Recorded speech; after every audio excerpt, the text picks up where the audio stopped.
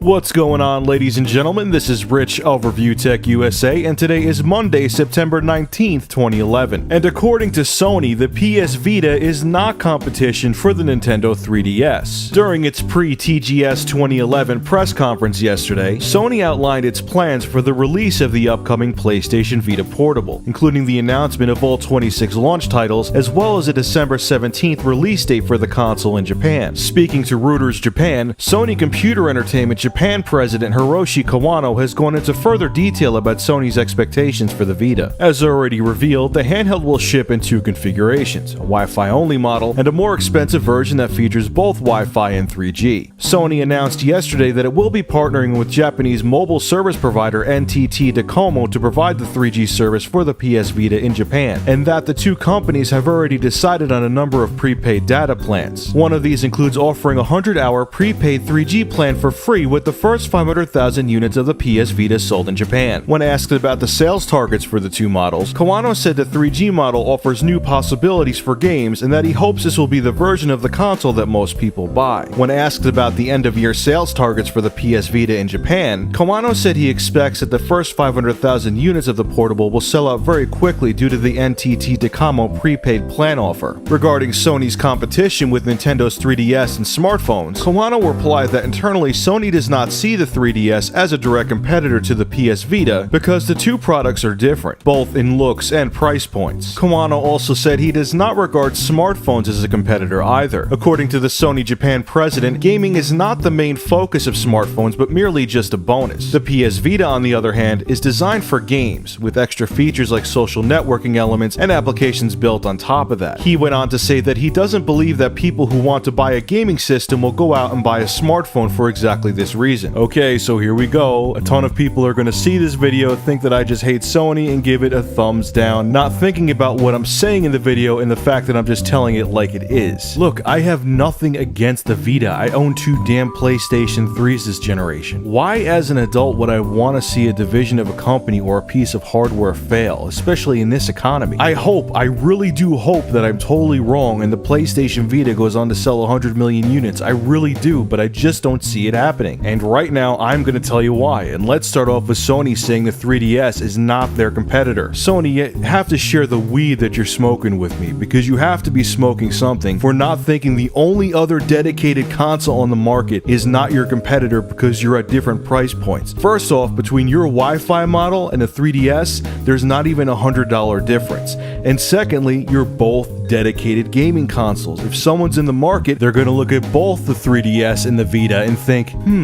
what games do I like and what system would fit my needs? If you really think that the 3DS is not your competitor, you are living in a dream world and smoking some amazing pot, and I want some of it. Send it to my mailing address, please. And again, here we go back to the whole smartphone thing. Sony is saying that the PS Vita is a totally different animal than a smartphone. And if it was 2005/2006, I would have totally agreed with them. But the technology in smartphones now will be, and it almost already is, equal to what's in the PS Vita, and it already surpasses the 3DS. Now, the argument that I hear from the Sony and Nintendo defense forces is that people buy portable gaming consoles for true gaming. When people bought a DS back in the day, they bought it for a real gaming experience.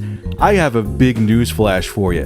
When the DS Lite came out, most of the people I saw walking around with them were chicks because they wanted to play Nintendogs while they were on break at work. They weren't hardcore gamers buying the DS back then, and the reason they bought the DS was because smartphones at the time didn't have the hardware to play the games they wanted to play. So people didn't mind walking around with an extra piece of hardware in their pocket or their pocketbook, well, because they had no choice, they had to. So the same people that were very casual gamers back in the day that would have bought a Nintendo DS Lite are just gonna play Angry Birds on their cell phone or other casual games. The other argument I hear from people who are very pro 3DS and PS Vita is that they don't like touch controls. They don't want to deal with playing games with touch controls. They want tactile feedback. They don't enjoy playing games on their cell phones because they don't have actual analog sticks and a D-pad. Again, I have a news flash for you.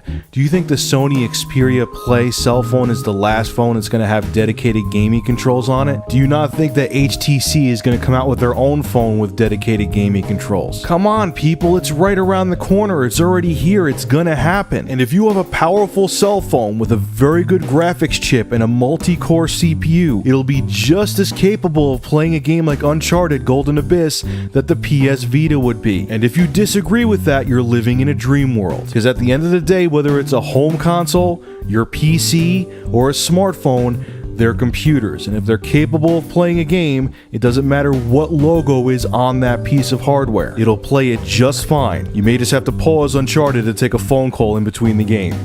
Oh no. The only thing that makes me think that Sony may have a chance with the PS Vita is that the original PSP wasn't really for the casuals either, and it went on to sell over 80 million units. That's definitely not a fail at all. That's a pretty successful system. And maybe those 80 million people will go out and buy the PS Vita. Who knows? We'll have to just wait and see. So leave your thoughts on this. Do you think that Sony is totally talking out of their ass saying that the 3DS and smartphones are not their competition? Or do you agree with them and really think that they are a totally different animal? Make sure to rate, comment, favorite, and subscribe, and as always, thank you for supporting Review Tech USA.